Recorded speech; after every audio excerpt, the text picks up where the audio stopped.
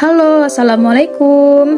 Baiklah, kita di sini akan membahas tentang materi kedudukan hadis dalam syariat Islam dalam materi pembelajaran Al-Quran dan hadis. Nah, di dalam materi ini terdapat 3 pokok materi utama, yaitu yang pertama tentang kedudukan hadis dalam syariat Islam, yang kedua dalil mengamalkan hadis, dan yang ketiga fungsi hadis bagi Al-Quran. Kita masuk ke dalam materi pertama, yaitu tentang kedudukan hadis dalam syariat Islam. Kedudukan hadis di dalam syariat Islam yaitu suatu kewajiban mengikuti hadis bagi umat Islam sama wajibnya dengan mengikuti Al-Quran. Hal ini karena hadis itu bersifat mubayyin atau sebagai penjelasan terhadap Al-Quran.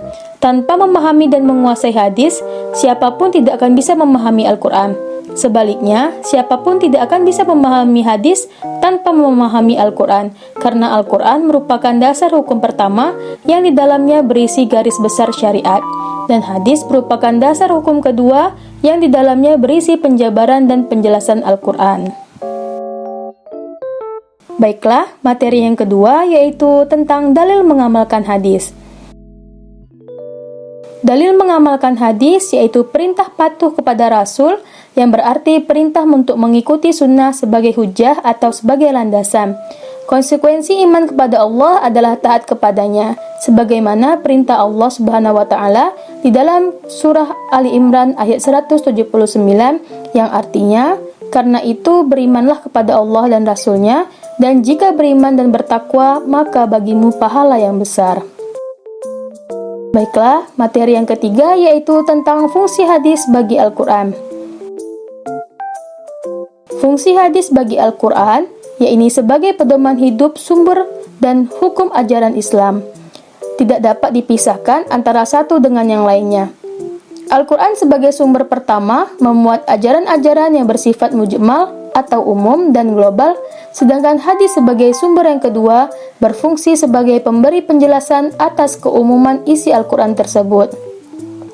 Dalam menetapkan hukum, umat Islam mengambil hukum-hukum Islam dari Al-Quran yang diterima dari Rasulullah SAW, yang dalam hal ini Al-Quran membawa keterangan-keterangan yang bersifat mujmal atau keterangan yang bersifat mutlak. Karena sifatnya yang mujmal tersebut, maka banyak hukum di dalam Al-Quran yang tidak dapat dijalankan bila tidak diperoleh syarah atau penjelasan yang terkait dengan syarat-syarat, rukun-rukun, batal, dan yang lainnya dari hadis Rasulullah SAW. Nah, hadis juga sebagai bayan atau penjelas Al-Quran, maka hadis memiliki 3 macam fungsi utama terhadap Al-Quran, yaitu yang pertama sebagai bayan at-tafsir, yang kedua bayan at-takrir, yang ketiga bayan al-tasyrik. Bayan al-tafsir yaitu menerangkan ayat-ayat yang sangat umum, mujmal dan mustarak. Fungsi hadis dalam hal ini adalah memberikan perincian atau tafsir dan penafsiran terhadap ayat-ayat. Yang kedua yaitu bayan at-takrir, adalah hadis yang berfungsi untuk memperkokoh dan memperkuat pernyataan Al-Quran. Dalam hal ini, hadis hanya berfungsi untuk memperkokoh isi kandungan Al-Quran.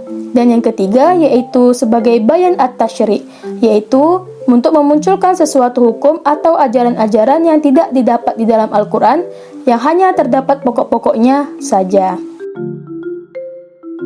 Adapun kesimpulan dari materi ini, yaitu Al-Quran merupakan pedoman umat Islam yang utama, namun isi dan redaksi dari Al-Quran itu sendiri masih sangat bersifat global atau mujmal. Maka dari itu, kedudukan hadis dalam Islam yang utama adalah menjelaskan ayat-ayat Al-Quran yang masih bersifat global. Rasulullah diperintahkan untuk menjelaskan tiap-tiap ajaran kepada para sahabat setelah beliau mendapatkan penjelasan dari malaikat Jibril. Peran kedua adalah agar hadis menjadi pedoman ketika muncul persoalan-persoalan yang tidak secara spesifik terdapat di dalam Al-Quran. Setelah masa Rasulullah SAW, Al-Quran dan hadis dijadikan sebagai rujukan para ulama untuk mengeluarkan fatwa dan aturannya.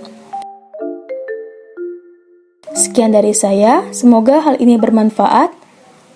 Wassalamualaikum warahmatullahi wabarakatuh.